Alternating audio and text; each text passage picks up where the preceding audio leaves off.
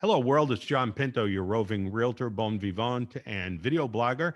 And I am here with Eric Syren, all things home inspection, termite inspection, roof inspection at HomeGuard. How are you today, Eric?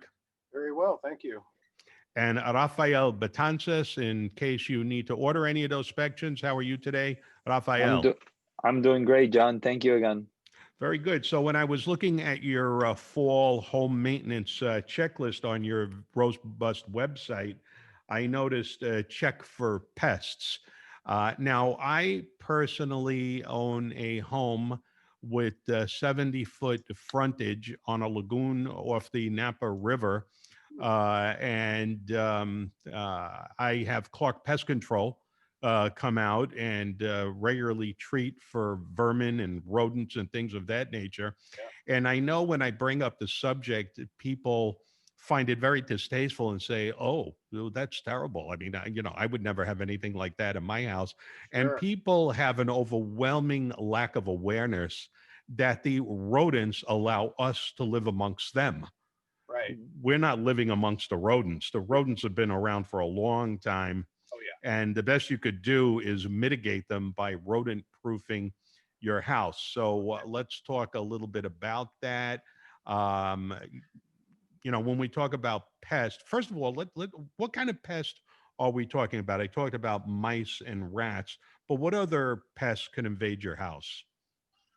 Well, you could have wood destroying pests as well. You could have termites, carpenter ants, beetles, carpenter bees. They all do damage to the wood structure of the home as well. And then, rats, mice, raccoons, squirrels, any of those type of animals are basically wanting to get inside your house because it's nice and warm and dry for the wintertime. So, one thing that a home inspection will uncover is if those ventilation grates are compromised, where the rats and the mice can get into your crawl space and your attic. Can you comment on that, Eric? Yeah, we definitely will look at those and call those out on the report. It's important to have ventilation, but it's also important that those screens are in place because you don't want any extra visitors up inside your attic or under your house. So I was looking across the lagoon and I mentioned to one of my neighbors that it would be a good idea to trim the trees away from her roof and her gutters because it could act as a freeway for rodents to climb up the tree, down the gutters, into the compromised ventilation vents, Mhm. and get into the house. And her answer to me was, "That's Mark's tree." And I said, yes, but they will be your rodents. Right. So, can you comment on cutting away shrubbery from houses? Yeah, absolutely. Again, we're doing simple things that aren't very expensive to maintain the house and keep the critters out. You're right. They use it as a highway. They walk up, get up on the roof. Any of those vents are open, they're going to find them. I've actually seen them. They will chew a hole through wood siding, through the roof sheathing, any way that they can to get into that house because they want to be inside your house where it's nice and warm and dry. Okay, I'm going to give you a good one to comment on. Boy, we got a lot of rabbit holes on this subject. Yeah. I was cooking a couple of years ago, and I keep my house pretty vermin proof. Mm. And from the corner of my eye, I see a little movement, and I Oh, no. see I see this like a little mouse that looked like it was about the size of my pinky fingertip Yeah. scurrying across the countertop. And I'm asking myself, how the hell did he get in?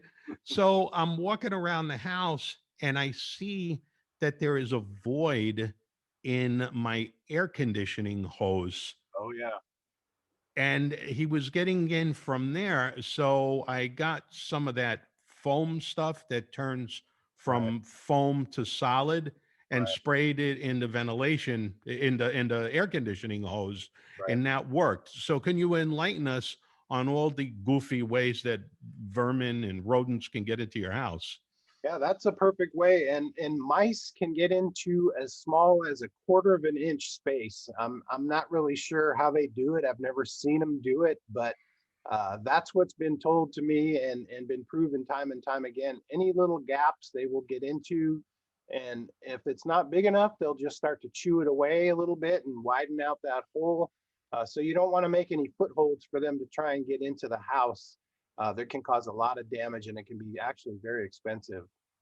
Okay, so we alluded to overhanging trees as freeways for mice and rats. We've talked about broken vent screens for rodents to be able to get in.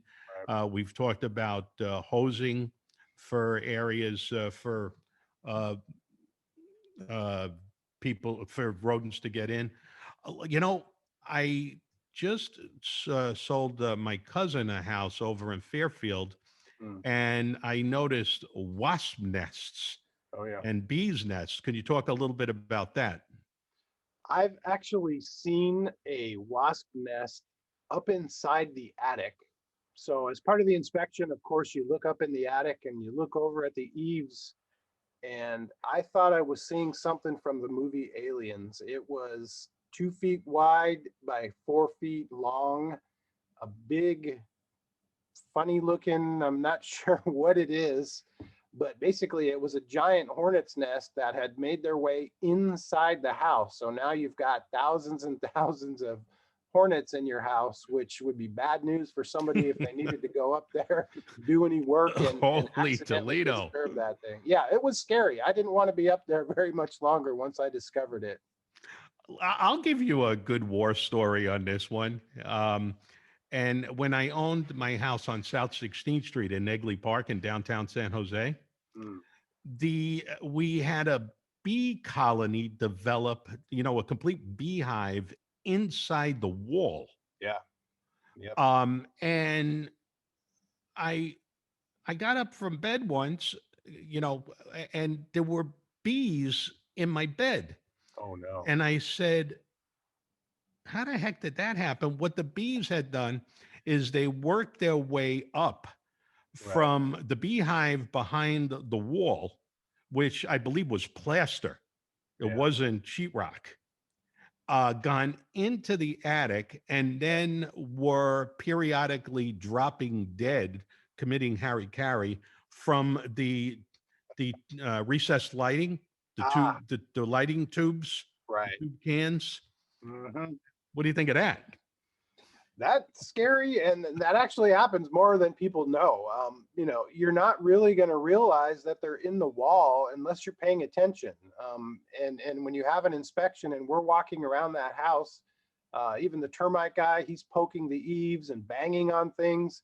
You had wasps or hornets or bees, you're going to disturb them, and that's when they're going to come out. And we're going to make a comment to you and let you know that you got a problem here. You're probably going to want to have someone out there to take a look at. Holy Toledo. So we're going to climb at it as vermin rabbit hole, so to speak.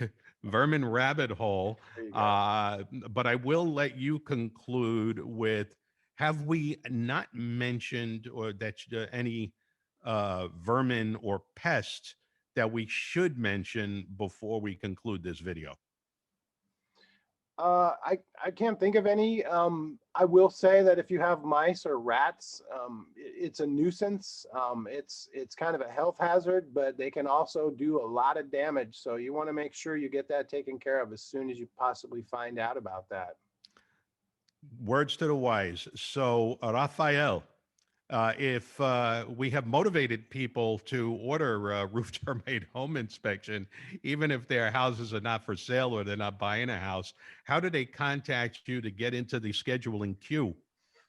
Absolutely. You guys can call me or you can text me. I'm, happy to have a conversation and answer any questions you may have. My direct cell phone is 707-616-8762. I think this is the best subject we should do for a Halloween. What do you think, Eric? There you go. That's perfect for Halloween. It's pretty scary.